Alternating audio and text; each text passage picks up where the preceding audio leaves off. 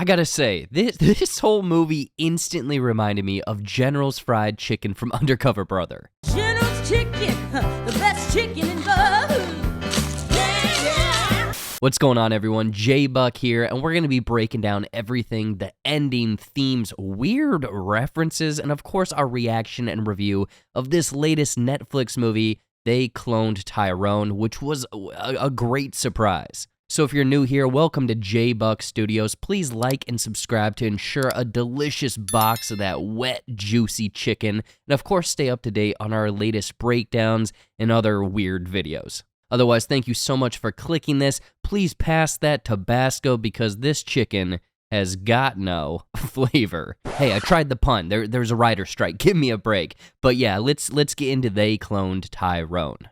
All right, so this whole thing kicks off establishing this Glen area as a ghetto where everyone depends on everyone to keep it, well, a ghetto. John Boyega's Fontaine, his name meaning fountain or water source, is one of the main drug dealers running the show, keeping his territories from being taken over by rival dealer Isaac.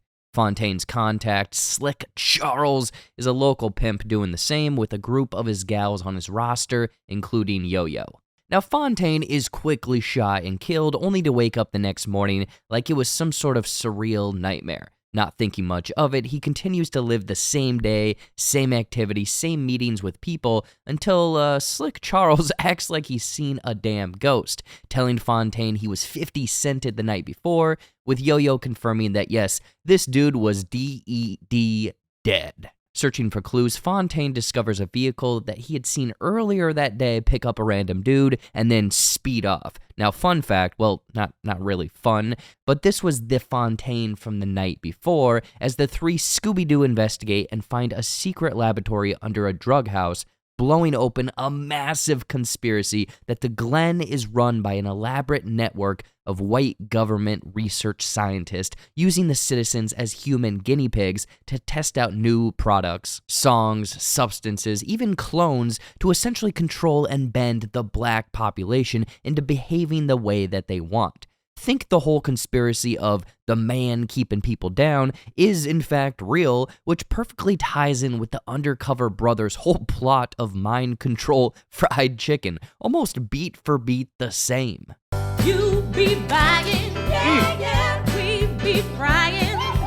This conspiracy is alive and well with Fontaine, Slick Charles, and others merely being cogs in the machine, so they hatch an elaborate plan to bring the whole show down, tricking the white researchers into thinking Fontaine is shot and killed like what happened earlier in the story, but rather Fontaine survives, getting a one-way ticket into the underground facility, forcing them to open up the service elevators to allow Slick Charles and the others to take over and bust the place up. However, the final twist of it all is that Fontaine, or rather a very old Fontaine, is the main genealogist researcher working for the man. He was given a deal by them to run the facility after the death of his younger brother Ronnie, therefore implementing his clones as a way to carry on that lineage and also keep the Glen under the control of his drugs. They needed a control area to test all of these products. He states that yes, mind control and quote, fitting in to what the Whiteys wanted was the original plan.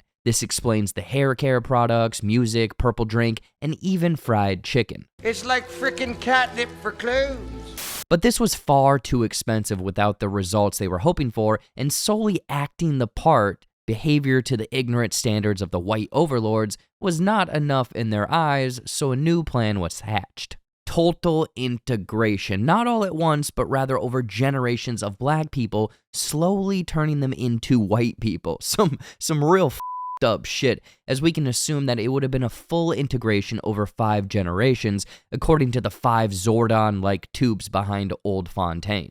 And some of the researchers, gas station attendants, and chicken joint managers were the first failed experiments at this integration.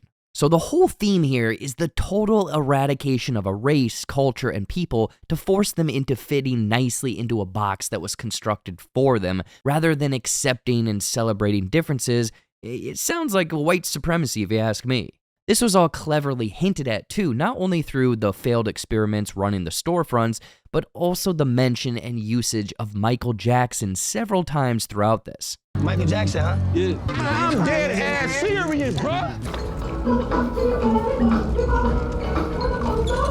Though Jackson had vitiligo, a chronic autoimmune disorder that caused his skin to lose pigment and color in real life, it's subtly implied that he may have been, quote, one of the failed experiments along the way of this total integration plan. Fontaine stops this total integration white supremacy poppycock by activating his Winter Soldier-like clone to shoot his old original self, therefore stopping the research as he was the head genealogist on the plan, allowing the Glen to be free of this government manipulation and finally give them the freedom to live a life that is no longer solely a rinse, repeat, can't get ahead no matter what. And the mid-credits scene reveals that this exact same thing is happening all throughout the United States at various test sites, as the title of the movie, They Cloned Tyrone, makes a bit more sense because the Fontaine clone located in Los Angeles is in fact named Tyrone. Seeing a clone of himself on television released from the LA research facility, a bit baffled as he was cloned or he is in fact a clone himself, which hopefully brings an end to everything in this and they expose them. There are some great underlying themes scattered throughout this, aside from the man keeping the black folks down, equality, and essentially white supremacy, but the one parallel that instantly stood out to me was the inclusion of SpongeBob. Yes, excellent! JBuck initially brings this up when talking with Fontaine, but the interesting thing is SpongeBob and Bikini Bottom are in an eerily similar situation as all of the people living in the Glen. Yes, who lives in a pineapple under the sea. And this is located in the fictitious place of Bikini Bottom, which is actually based on the real-life location of Bikini Atoll in the Marshall Islands in the Pacific Ocean. Now, why do I bring this up?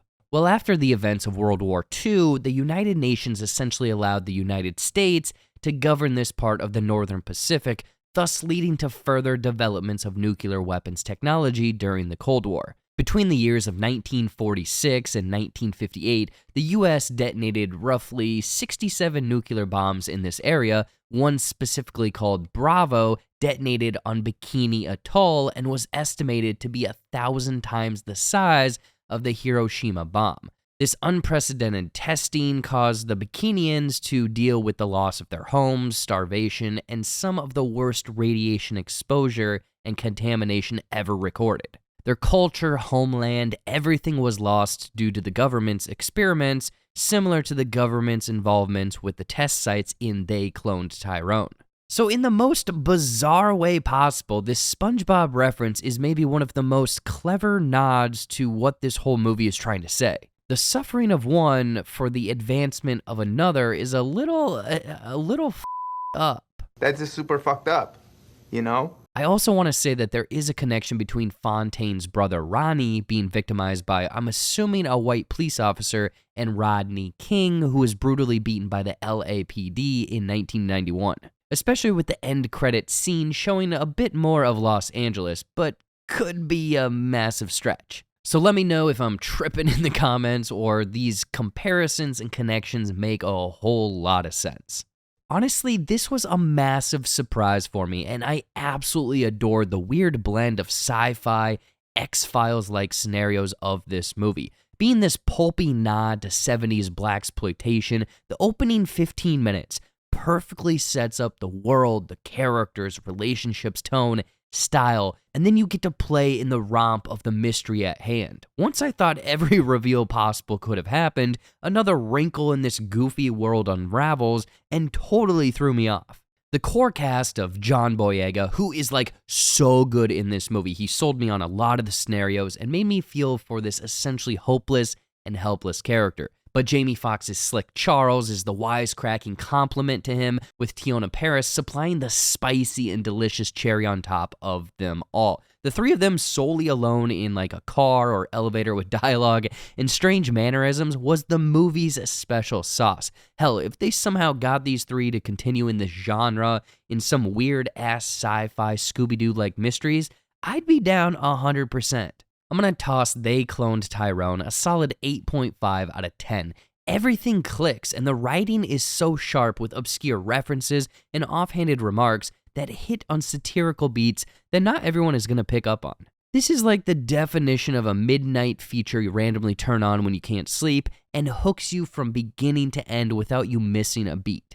They Cloned Tyrone will not have you reaching for your phone. Heh, bad pun, but you gotta live with it. Boo this man!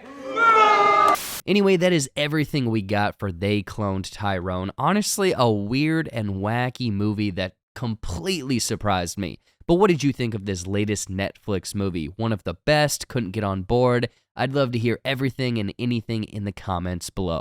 Also, giveaway competitions have started up as we'll be giving away 2 copies of Guardians of the Galaxy Volume 3 on the 15th of August, and all you gotta do to get a chance of winning this is like this video, make sure to subscribe with notifications on, and drop a comment below with your thoughts on They Cloned Tyrone. We'll pick the comments at random on the 15th of next month, and the winners will be featured on screen then. Thank you again for watching through all of this. The support for these ending explained and breakdowns is absolutely amazing. I cannot thank you enough. And of course, we'll be back this weekend, hopefully maybe with some Barbie or Oppenheimer coverage, schedule permitting. And if you haven't, check out all of my other social media accounts from my Shorts and Clips YouTube channel, TikTok, Instagram, Facebook, everything. Please and thank you. Otherwise, that is everything I've got for you. Much love, stay tuned, and yeah, I'm gonna go grab some chicken, so peace.